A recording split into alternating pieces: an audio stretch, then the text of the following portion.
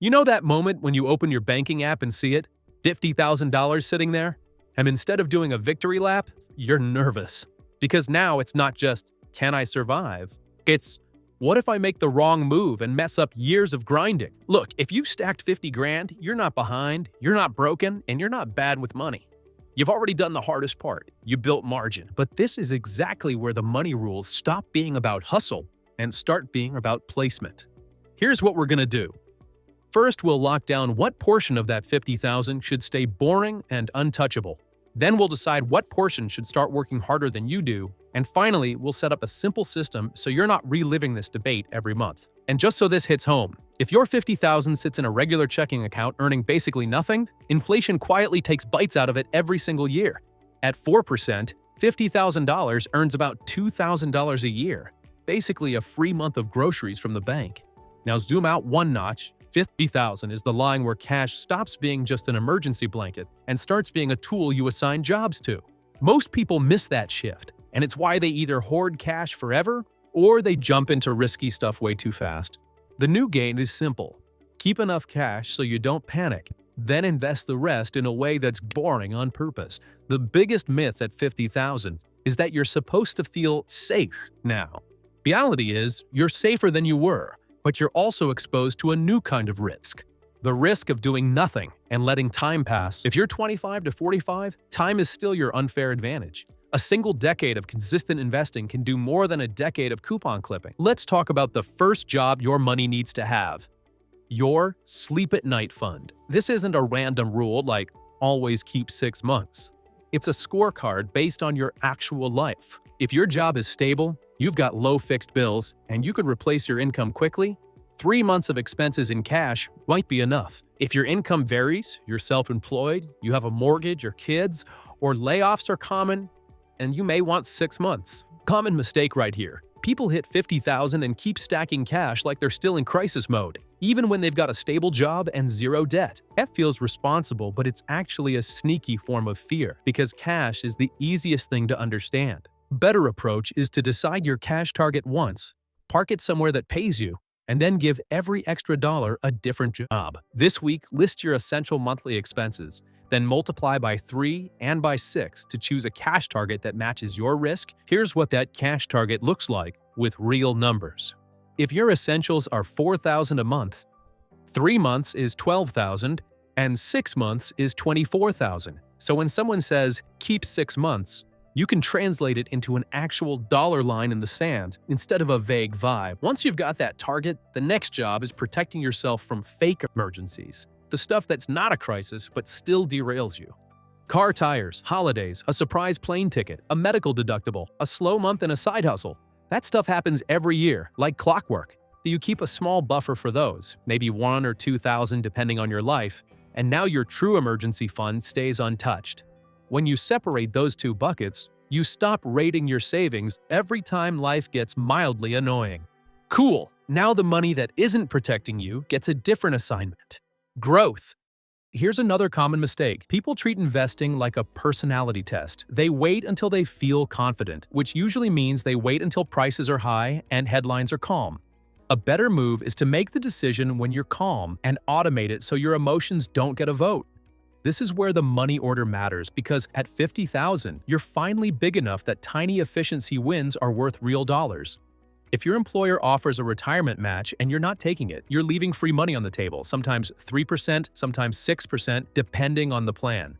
If your company matches, say, 5% and you make 100,000, that's 5,000 a year you either take or you hand back. Over a decade, that's 50,000 of free contributions, and that's before any growth on top. If you're already getting the match, the next obvious win is using any tax-advantaged account you qualify for, because taxes are basically a silent fee on your future. And if you've got a high-deductible health plan and an HSA is available, that account can be a weird little superpower when you treat it like a long-term investment bucket. Now, I'm not going to pretend everyone can max everything. Most people can't, and that's fine. But once you've got 50,000 saved, you've proven you can build a surplus, and surplus is what buys you options. So the question becomes, how do you turn surplus into momentum instead of just a bigger pile of cash? Think about your savings like an engine. Cash is the oil that keeps it from blowing up, but investments are the horsepower that actually moves you forward. If it's all oil and no horsepower, you're safe but stuck. If it's all horsepower and no oil, you're fast until you crash. The balance is the whole game. Alright, here's the practical filter that makes decisions easier. If you've got high-interest debt, your best return isn't the stock market, it's killing that interest rate. Paying off a credit card charging 20% is like earning 20% guaranteed after tax. That's hard to beat. If you don't have high-interest debt, the decision is mostly about timeline. Money you might need in the next 1 to 3 years should usually stay in cash or short-term, low-risk stuff. Money you won't touch for 5 years or more can afford volatility, which is a fancy way of saying it can handle being ugly sometimes. So if your emergency fund target is, say, $15,000 and your buffer for predictable stuff is $2,000, that's $17,000 staying liquid. On $50,000, that leaves $33,000 available to do more. And yes, keeping extra cash feels comforting, but comfort has a price tag. If that extra $33,000 sits in cash earning 4%, that's about $1,300 a year. If it's invested and it averages 7%, over the long run, that's closer to $2,300 a year. That gap seems small in a single year, but stacked across 10 years, it's the difference between nice and meaningful. Some people hear that and go, okay, so I'll dump all $33,000 into the market tomorrow. Then the market drops and they swear off investing forever. Instead, you can ease into it without being timid. You can move a chunk in now, then automate monthly buys for the next 6 to 12 months. That's not market timing, it's emotion management. It keeps you from making the dumb move later too. This week, set up an automatic transfer from checking to your investment account on payday, even if it's just $100, so investing becomes a default instead of a debate. Now here's the part that really messes with people at $50,000, the first big lifestyle purchase after you hit it. A nicer car, a bigger place, the we deserve it vacation. And look, you might deserve it, I'm not your parent. But the trap is turning $50,000 into zero and calling it a milestone. A clean rule that keeps you sane is to separate your long-term pile from your wants. If you want a $10,000 upgrade, build a $10,000 sinking fund for it on purpose over time. When you pay cash from a sinking fund, you get the thing and you keep your investing plan intact. When you pay from your core savings, you're basically borrowing from your future self at compounding interest. Here's a quick way to feel that cost. $10,000 invested for 15 years at about 7% grows to roughly $27,000. So that $10,000 treat isn't $10,000, it's closer to a missed $17,000 in future dollars. That doesn't mean never buy anything fun, it just means you should know what you're trading. And yeah, life's messy and markets don't hand you 7% on a schedule. Now let's talk about what changes inside your head when you cross 50,000, because that's the real battleground. Up to 10,000, every extra 500 feels like a win you can see. At 50,000, you can save 500 and barely feel it because the pile's bigger. So you start craving drama, you start looking for the one move that makes you feel like you're doing something. That's when people start day trading, chasing crypto hype, or moving everything into one hot stock. Most of the time, that's not confidence, it's boredom mixed with anxiety.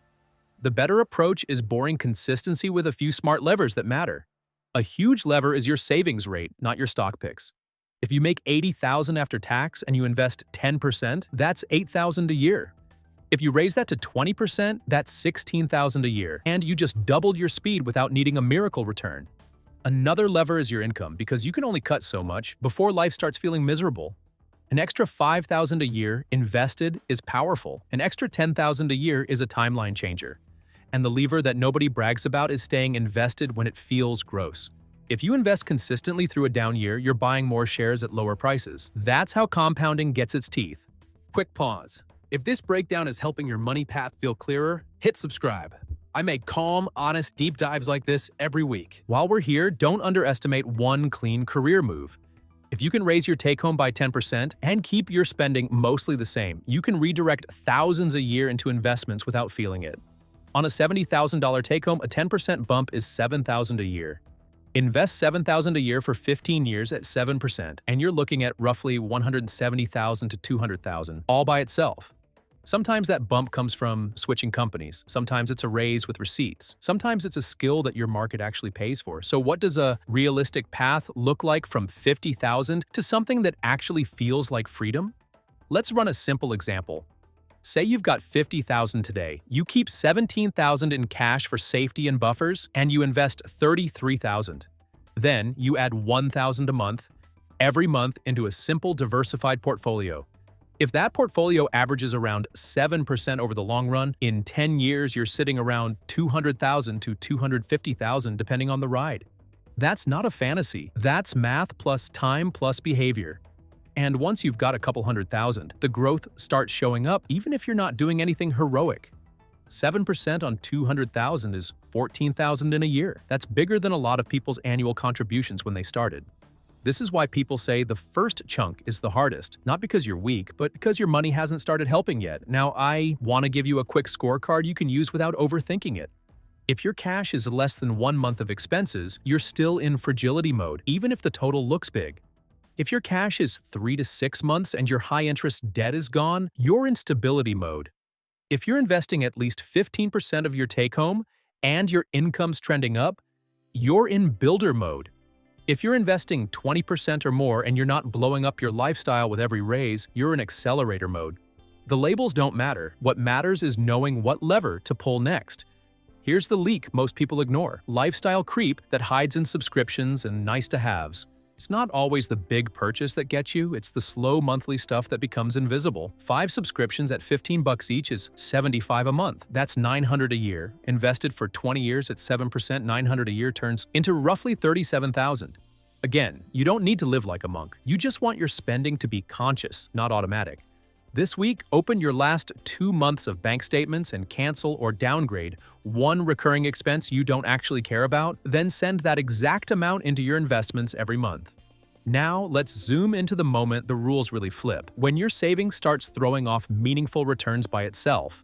At $50,000 invested, a good year at 7% is $3,500 of growth. At $100,000 invested, it's $7,000. At $250,000, it's $17,500. At $500,000, it's $35,000. That's why the middle feels weird. Your effort stays the same, but the results start accelerating. So the goal at $50,000 isn't to become a finance genius. It's to avoid the handful of mistakes that reset you to zero. The first reset mistake is buying a payment you can't unwind, like a car that eats $600 a month for 6 years. A $600 payment isn't $600. It's $7,200 a year, and it crowds out investing fast. Another reset mistake is using your savings as permission to take on a bigger mortgage than you can comfortably handle. People see the down payment and forget the monthly burn rate. If your housing costs jump by $1,000 a month, that's $12,000 a year you now have to cover forever. And the reset mistake that hurts the most is panic selling when headlines scream and your account's down. If you sell after a drop and buy back after the recovery, you lock in the loss and miss the rebound. You don't need perfect timing, you just need to stay in the game. Alright, let me show you a before and after timeline that makes this obvious. 2 friends, same age, same income, both hit $50,000 in savings. Friend A keeps it all in a big bank savings account, earning 1% and tells himself he'll invest later. Friend B keeps a solid emergency fund, invests the rest, and adds $500 a month. After 10 years, friend A's $50,000 becomes about $55,000, maybe $60,000 if rates change, but it doesn't really run. Friend B's invested chunk plus contributions can be north of $150,000, sometimes closer to $200,000 depending on returns. That gap isn't intelligence. It's a system that runs even when you're tired. And here's what happens next. Once friend B hits that zone, the growth starts funding future goals, house projects, career breaks, maybe early retirement options. Friend A still feels like every goal requires starting over. So when you're sitting at $50,000 and you feel stuck, that feeling is normal.